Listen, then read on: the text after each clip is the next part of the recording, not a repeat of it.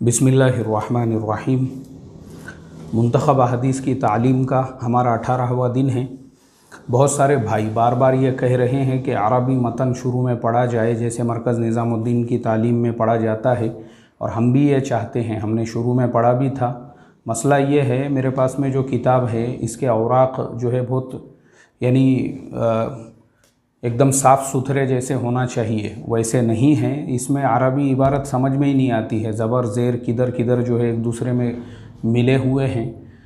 तो इंशाअल्लाह जो अच्छे पेपर वाली जो किताब होती है हम उसकी तलाश में हैं, इदारा इशाअत दीनियात वाली।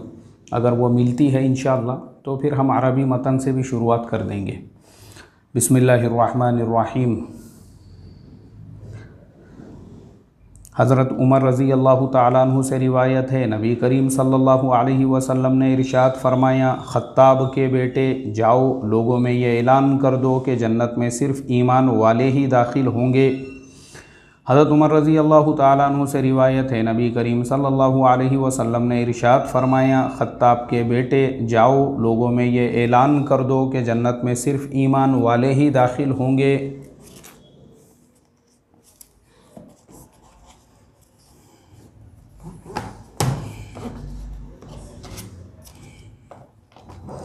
फ़ज़ाइल नमाज में से पढ़ा जा रहा है।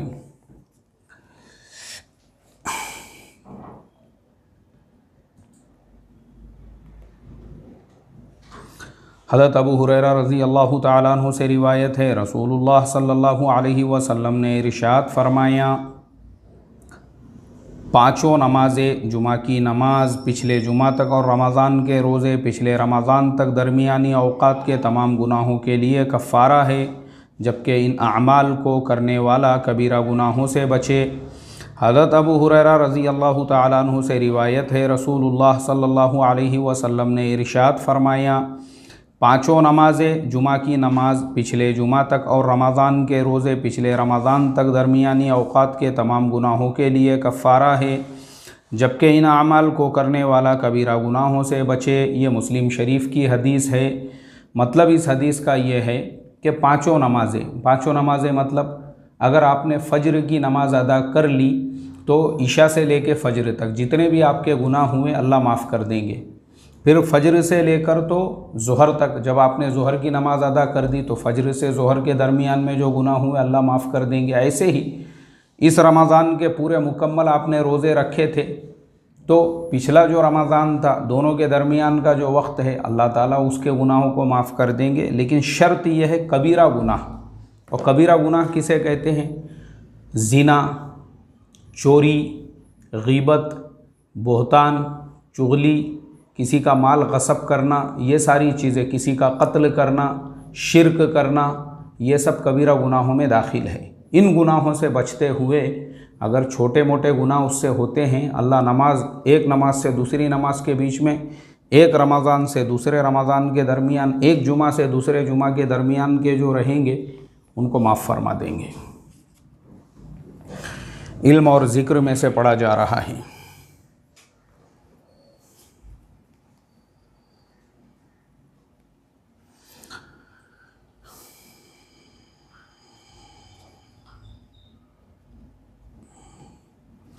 हज़रत अब्दुल्ला इब्न अब्बास रज़ी अल्लाहु अन्हुमा फ़रमाते हैं, एक मरतबा रसूलुल्लाह सल्लल्लाहु अलैहि वसल्लम ने मुझे अपने सीने से लगाया और ये दुआ दी, या अल्लाह इसे क़ुरान का इल्म अता फ़रमा दीजिए।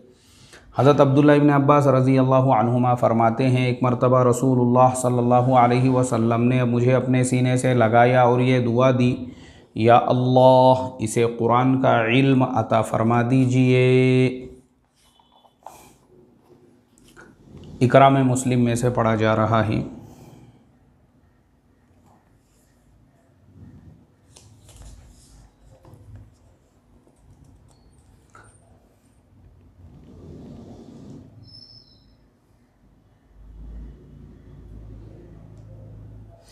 हज़रत हारिसा बिनते इब्ने वहब फरमाते हैं, मैंने नबी करीम सल्लल्लाहु अलैहि वसल्लम को इरशाद फरमाते हुए सुना, क्या मैं तुम्हें ना बताऊं कि जन्नती कौन है? फिर आपने ख़ुद ही इरशाद फरमाया, हर वो शख्स जो कमज़ोर हो, यानी मुआमला और बर्ताव में सख्त ना हो बल्कि मुतवाज़िअ और नरम मिजाज हो, लोग भी उसे कमज़ोर समझते हो, अल्लाह ताला के साथ उसका ताल्लुक़ ऐसा हो कि अगर वो किसी बात पर अल्लाह की कसम खा ले कि फ़लाँ बात यूँ होंगी, तो अल्लाह उसकी कसम की लाज रख कर उसकी बात को ज़रूर पूरा कर दे। और क्या मैं तुम्हें ना बताऊँ दोज़खी कौन है? फिर आपने इरशाद फरमाया, हर वो शख्स जो माल जमा करके रखने वाला बख़ील, सख्त मिजाज और मगरूर हो।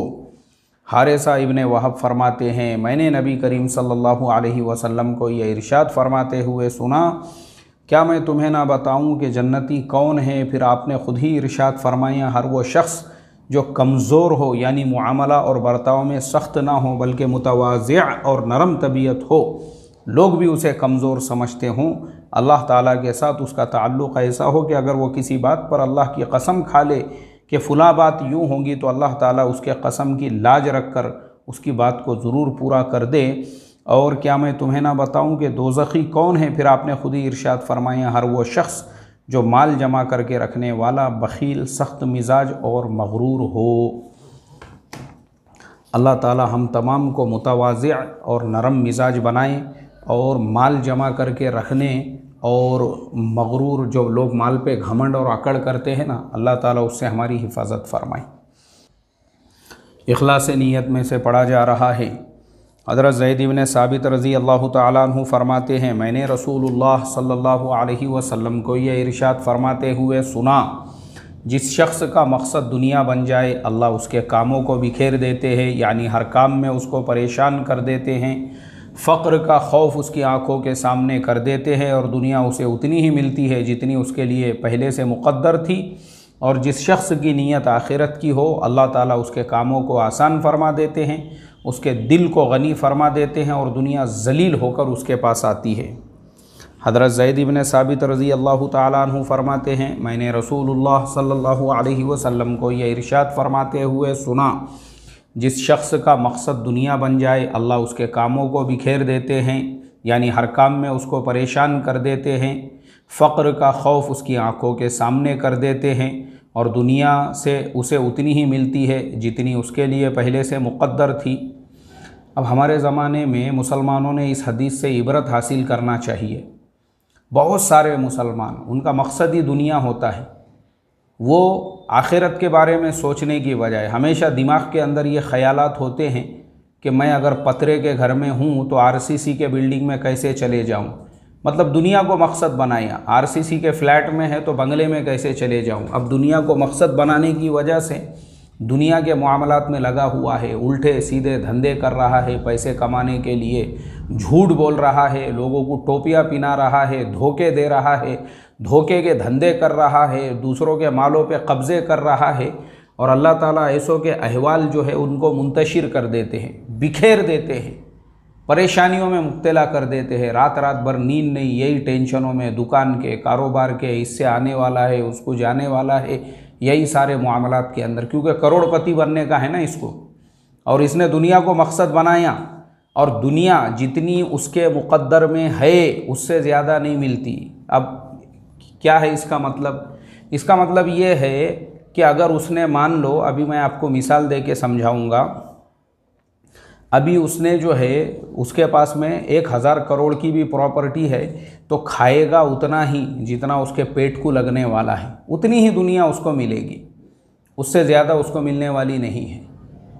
ये अल्लाह ताला की तरफ से जो है ये इबरत है, इबरत हमारे लिए। मेरे मोहतरम दोस्तों, एक सेठ, एक होटल में मुझे जाने का मौका मिला, तो एक जो सेठ है, पैसे देने के लिए हम गए, बिल देने के लिए, बड़ी होटल मतलब रेस्टोरेंट जहाँ पे मिठाइयाँ वगैरह और नाश्ता, खाना, चाय वगैरह मिलती है। तो सेठ जो है, सेठ वो अपने नौकर को डांट रहा था, बोले तू जब भी कभी कोई सामान पैक करता है तो एक टुकड़ा उठा के अपने मुंह में डाल देता है। अब नौकर पुराना था, उसने सेठ से बोला, मालूम है, बोले तुमको क्यों जलन हो रही? तो क्योंकि तुम खा नहीं सकते ना, बोले ये सब इसके वास्ते में। तो सेठ ने बोले, अच्छा बेटा मेरा मजाक उड़ा रहा बोले तू? तो फिर सेठ ने बोले, असल में कैसा है, मुझे शुगर है बोले यार, ना मैं बेच तो रहा हूँ, पेड़े बेच रहा हूँ, जलेबी बेच रहा हूँ, सारी मिठाइयाँ वगैरह, मैं नहीं खा सकता बोले इसको। नौकर जो है वो खा रहा है मस्त आराम से, ऐश से, जब भी पावसेर का, किलो का, आधा किलो का पैकेट बनाता है, एक टुकड़ा उठा के डाल देता मुंह में, क्योंकि उसको शुगर नहीं है। अब सेठ है, करोड़पति है, पूरे इतने बड़े रेस्टोरेंट का ओनर है, मालिक है, लेकिन अल्लाह ताला ने जो है रोज़ी की बरकत से महरूम कर दिया उसको। क्या खाता है? तो सिर्फ दाल का पानी उसको पीना पड़ता है। अल्लाह हिफाजत फरमाए मेरे मोहतरम दोस्तों। इबरत है ये, इबरत। जो लोग बड़ी बड़ी कारें देखकर, बंगले देखकर, हवेलियाँ देखकर जिनके मुंह में से पानी टपकता ना, बोले यार अपने पास में भी। और मैंने देखा हूँ, मुसलमानों को भी देखा हूँ, ऐसे जो कुछ मुसलमान होते हैं ना, दुआ करते हैं, बोले आए अल्लाह बहुत दे, नहीं तो मौत दे। एक साहब को मैंने देखा दुआ कर रहे थे। मैं बोला भाई बहुत मत मांग, नहीं तो जो सुकून की मिल रही ना वो भी हाथ में से चली जाएगी। टेंशन, परेशानी, दुनिया। नहीं बोले मौलाना यार दुनिया रहना, बोले दुनिया है तो सब कुछ है। अल्लाह हिफाजत फरमाए। और दीनदारों के ख़यालात है हमारे ज़माने में ऐसे, मतलब दीनदार जिनको दुनिया समझती ना, वैसे लोगों के भी ख़यालात यही है कि जितनी दुनिया ज़्यादा होगी उतना हमारे पास में सुकून होगा। ऐसा नहीं है, जितना दुनिया के पीछे भागोगे दुनिया मिलेंगी उतनी ही, मिलेगी उतनी ही। खाली पैसा, इसको दुनिया नहीं समझते। रिकॉर्ड बन जाएंगे, फलाने सेठ के पास 10,000 करोड़ की प्रॉपर्टी है, खाएंगे उतनी ही दाल का पानी और जो है आधी रोटी, और अल्लाह हिफाजत फरमाए।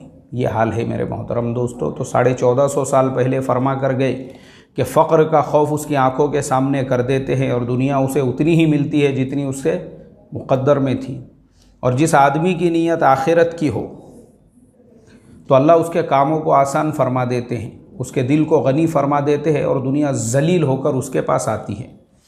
अब अगर आपने अपनी ज़िंदगी का मकसद बनाए आखिरत, भाई मुझे तो आखिरत के लिए जो है मेहनत करना है, मुझे अल्लाह ने पैदा क्यों किया? आखिरत के लिए। अब जब तुमने ये नीयत कर दी है तो अल्लाह ताला क्या करते हैं, उसके कामों को आसान फरमा देते हैं। काम वो भी कर रहा है सहूलत के साथ, आसानी के साथ में अल्लाह ताला उसके कामों को आसान फरमा देते हैं और उसके दिल को गनी फरमा देते हैं। दिल को गनी मतलब भाई मैं एक जगह ऑलरेडी जॉब कर रहा हूँ, वहाँ अगर मेरा इत्मीनान से काम चल रहा है, कंपनी चेंज करने की ज़रूरत नहीं मुझे, तो इसे कहते हैं दिल का गनी होना, इसे कहते हैं इस्तिग़ना। और दुनिया जलील होकर उसके पास आती है, और जितनी मुक़द्दर की दुनिया है कदमों में आती है, वो उसको आना ही है ना, क्योंकि वो आपके मुक़द्दर की है वो। तो इसके लिए मेरे मोहतरम दोस्तों, मकसद आखिरत को बनाने का, आप आखिरत को मकसद बनाइए, दुनिया जलील होकर आपके कदमों में आएगी। अल्लाह ताला इसका फ़हम और समझ हम तमाम को अता फ़रमाए। दावत व तबलीग में से पढ़ा जा रहा है।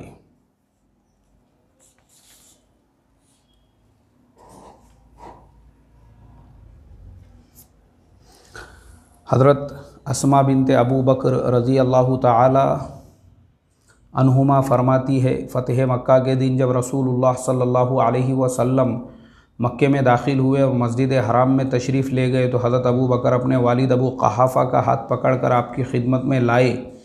जब अल्लाह के नबी ने उन्हें देखा तो इरशाद फरमाया, अबू बकर इन बुज़ुर्ग को घर में क्यों नहीं रहने दिया, मैं ख़ुद इनके पास घर आ जाता। उन्होंने अर्ज़ किया, या रसूल अल्लाह, इन पर ज़्यादा हक़ बनता है कि ये आपके पास चल कर आए बजाय इसके कि आप उनके पास तशरीफ़ ले जाए। रसूलुल्लाह सल्लल्लाहु अलैहि वसल्लम ने उनको अपने सामने बिठाया, उनके सीने पर हाथ रखकर इरशाद फरमाया, आप मुसलमान हो जाए।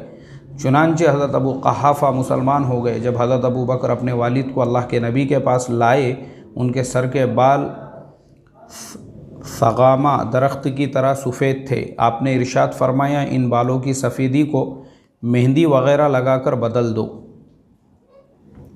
हज़रत अस्मा बिनते अबू बकर रज़ी अल्लाह ताला अन्हुमा फरमाती है, फ़तह मक्का के दिन जब अल्लाह के नबी मक्का में दाखिल हुए, मस्जिद हराम में तशरीफ़ ले गए तो हज़रत अबू बकर अपने वालिद अबू क़हाफ़ा का हाथ पकड़कर आपकी खिदमत में लाए। जब आपने उन्हें देखा तो इरशाद फरमाया, अबू बकर इन बुज़ुर्ग को घर में क्यों नहीं रहने दिया, मैं ख़ुद इनके पास घर आ जाता। उन्होंने अर्ज़ किया, या रसूल अल्लाह, इन पर ज़्यादा हक़ बनता है कि ये आपके पास चल कर आए बजाय इसके कि आप इनके पास तशरीफ़ ले जाए। रसूलुल्लाह सल्लल्लाहु अलैहि वसल्लम ने उनको अपने सामने बिठाया, उनके सीने पर हाथ मुबारक रखकर इरशाद फरमाया, आप मुसलमान हो जाए। चुनांचे हज़रत अबू क़हाफ़ा मुसलमान हो गए। जब हज़रत अबू बकर अपने वालिद को अल्लाह के नबी के पास लाए तो उनके सर के बाल सगामा दरख्त की तरह सफ़ेद थे। आपने इरशाद फरमाया इन बालों की सफ़ेदी को मेहंदी वग़ैरह लगाकर बदल दो। इससे पता चला मेरे मोहतरम दोस्तों, जो बाल है ना उसको पूरा जो सफ़ेद आज के ज़माने में हो जाते हैं, दाढ़ी सफ़ेद हो जाती है और सर के बाल सफ़ेद वग़ैरह अगर हो गए तो मेहंदी लगाकर, इसीलिए हमारे उलमा का इस पर फतवा है। हज़रत मौलाना खालिद सैफुल्लाह रहमानी साहब ने भी किताबुल फतावा में बाज़ाब्ता इसके ऊपर फतवा है हमारे उलमा का, चाहे मेहंदी हो, मेहंदी के अलावा भी अगर कोई दूसरा कलर जैसे बरगुंडी और क्या क्या उन कलरों को कहते हैं वो भी आप लगाते हैं, जैसा कत्था कलर वग़ैरह की मेहंदी अगर लगाते हैं, बिल्कुल हलाल है, बिल्कुल जायज़ है, कोई हर्ज नहीं है उसमें। सिर्फ काला जो खिजाब है, काला खिजाब एकदम ब्लैक जो है वो नहीं लगाना चाहिए, चाहे दाढ़ी हो चाहे सर के बाल हो। काला क्यों मना किया गया? काला इसलिए मना किया गया क्योंकि अल्लाह के नबी ने फरमाया कि जिसके दाढ़ी पे या सर के बालों पे काला खिजाब होगा, क़यामत के दिन जो है अल्लाह के नबी उसके चेहरे को भी नहीं देखेंगे।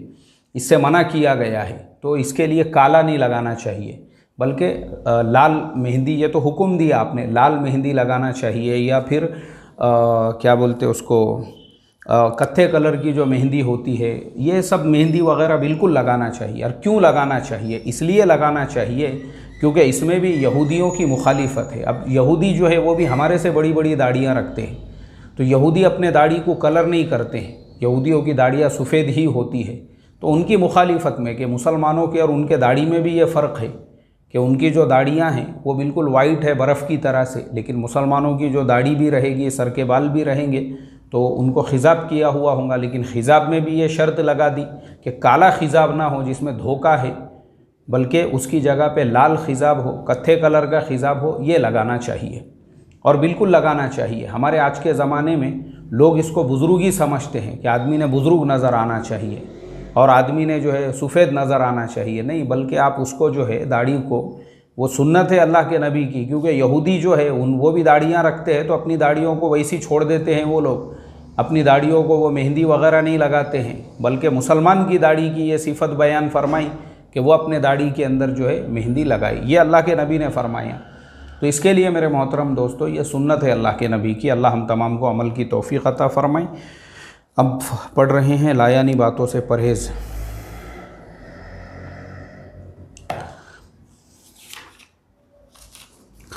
हज़रत हुज़ैफ़ा रज़ी अल्लाह ताला अन्हु फरमाते हैं, मेरी ज़ुबान मेरे घर वालों पर बहुत चलती थी, यानी मैं उनको बहुत बुरा भला कहता था। तो अल्लाह के नबी ने फरमाया, अल्लाह के नबी से अर्ज़ किया, या रसूल अल्लाह, मुझे डर है कि मेरी ज़ुबान मुझको जहन्नुम में दाखिल कर देंगी। अल्लाह के नबी ने इरशाद फरमाया, फिर इस्तिग़फ़ार कहाँ गया, यानी इस्तिग़फ़ार क्यों नहीं करते जिससे तुम्हारी ज़ुबान की इस्लाह हो जाए? मैं तो दिन में 100 मरतबा इस्तिग़फ़ार करता हूँ।